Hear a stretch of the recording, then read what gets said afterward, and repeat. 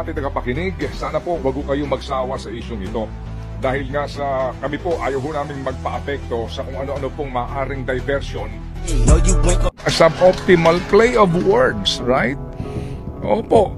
Kung suboptimal yan, kung tingin mo napakaraming pagkakamali sa budget na iyan, sana hindi mo inaprubahan.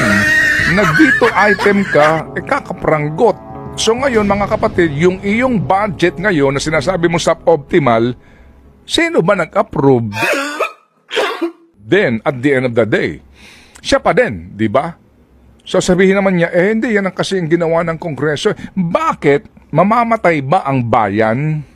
Hihinto ba ang buhay natin kung ibabalik mo sa Kongreso yan at ayusin nila?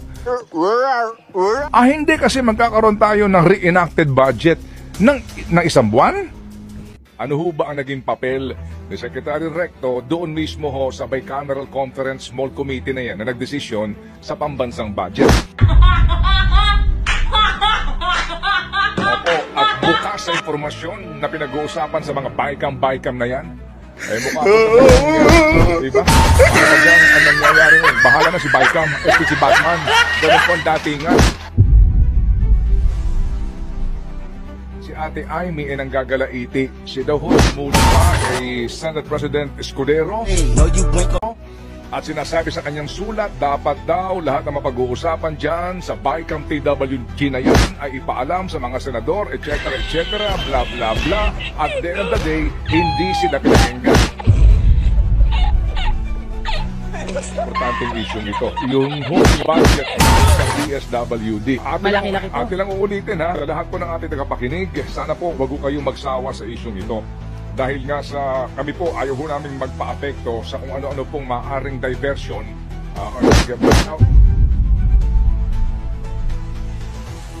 Kung sila ng mga senador mismo hindi pinakikinggan, tayo pa kayang taong bayan. Merong picture na kasama niya si Secretary Ralph Recto ng Finance. Magandang matanong dyan, ano ho ba ang naging papel ni Secretary Recto doon mismo ho sa Bicameral Conference Small Committee na yan na nagdesisyon sa pambansang budget? Ulitin ko lang ha, kagabi po mga kapatid, si Ate Amy ay nanggagalaiti. Si daw ho sumulat pa kay Senate President Escudero at sinasabi sa kanyang sulat, dapat daw lahat na mapag-uusapan dyan sa BICAM TWG na yan ay ipaalam sa mga senador, etc. etc. bla bla bla. At the end of the day, hindi sila pinakinggan.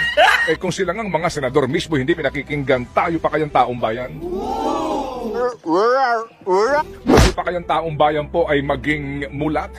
Opo, at bukas sa informasyon na pinag-uusapan sa mga BICAM na yan, mukha po talagang, di ba? Para bagang ang nangyayari ngayon, bahala na si BICAM, si Batman, ganun po ang datingan. Sige, ganito ha. Ako po muna magpapa-chillax dito dahil mahirap po ang manggalaiti tayo agad-agad ngayon, mauubos na energy ko. Mamaya pag-uusapan natin na masinsinan niyang PhilHealth na iyan para makamove on tayo dito ho sa ating importanteng isyong ito. Yung budget cut sa DSWD. Ate lang uulitin ha, sa lahat po ng ating tagapakinig, sana po wag kayo magsawa sa isyong ito.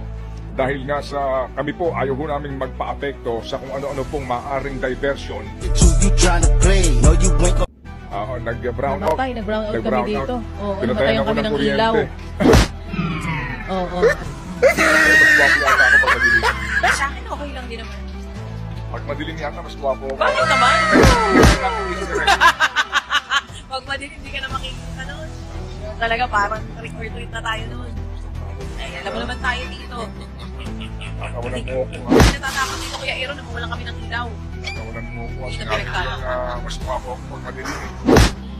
Mas kita ang iyong kulay Pilipino. Say the truth, you tryna play. No, you ain't gon'. Boy, tuloy mo yung topic sa PhilHealth. Hindi na pinagtatawanan. Mas gusto ko yung ganyan. Hindi, mas maganda yung ganyang kulay. Hindi ba? Love your own, ika nga. Ginugulo, asa na ba ako? Nandun ka sa PhilHealth, ituloy mo. Hindi, O DSWD, 50 billion budget cut. Ayun, For peace, mga kapatid. Kaya ho kayo sana magsasawa sa isyong ito. Hindi Ito ho na. kami magpapalihis ng aming atensyon. Kasi, nyo, okay, meron pong Quadcom recommendation. Okay, Mga fine. kakasuhan. Opo, binabanggit ako po, ito, sila ito. Ang mga Diba? dapat nakasuhan. Okay, opo. So yan ang kanilang rekomendasyon. Tanong, kailan po uusad yan? Tanong, kailan magsisimula yung actual na pagsasampa ng kaso? Kasi po sa Pilipinas, mga kapatid, sa kasaysayan po ng Pilipinas, ang paghahabla po ng kaso, pag nanakaw man sa kaban ng bayan, mahina po dito, 20 anyos, pero hindi pa ho with finality. Sa kasong kriminal, depende po naman yan. Kung sinong mga tao po ang nagdidemanda at dinidemanda. Pero sa atin din po, 20 anyos din yan. Hindi ho ba kaya ho, patay na inaakusahan? Wala pa hong katarungan. Di ba? Nanalo na ho ulit sa halalan po yung magnanakaw, wala pa rin po katarungan. Ano ba yung ibig sabihin? Opo, kaya sige na po, okay, sige, may quality yan. Pero ang atin po dito, paano ho tatayo yan sa husgado ng SWAT? Okay? Sige ho, so satabi na natin yan. Impeachment, ano na nangyari? Wala pa ba yan si Ma'am Irene? Ako'y alas 8:04 na dito kasi ang ating oras ay limitado lamang. Dito po sa ating mga dapat na mga mag-uusapan dito. Opo, ang tanong lang naman natin dito, basically, anong effect itong 50 billion ka sa positive naman? Kasi Anyway, kahapon sa Dole, sa 2 milyong Pilipino po maapektuhan. Oh. Impeachment.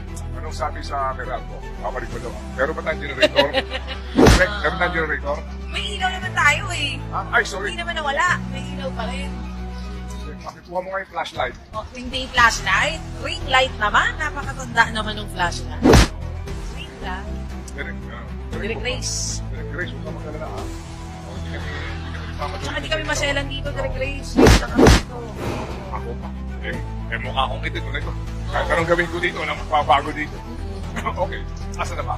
Tuloy mo. Impeachment. Impeachment, ano na nangyari? Kahapon po, kaugnayan ko yung mga ilang complainants sa impeachment. Nga sila. Yung sinasabi daw po pangatlong grupo, wala. Wala. Ako naman today.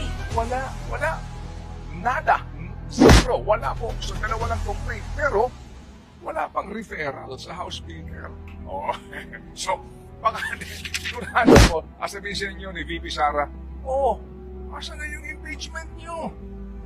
Akala ko ba mayroon kayong ebidensya? Di ba? Saan? Sa bandang dulo dito, kayo pakakantsawan. Hindi po ba, mga kapatid? Sa totoo lang. Akala ko ba may impeachment? Mas gusto ko nga magkaroon ng impeachment. Asan na? Yan na ho. Di ba? Kasi nga, haba. Diskusyon ng kung ano-ano mga sinasabi. Libo-libong mga ebidensya. Ngayon, asan na?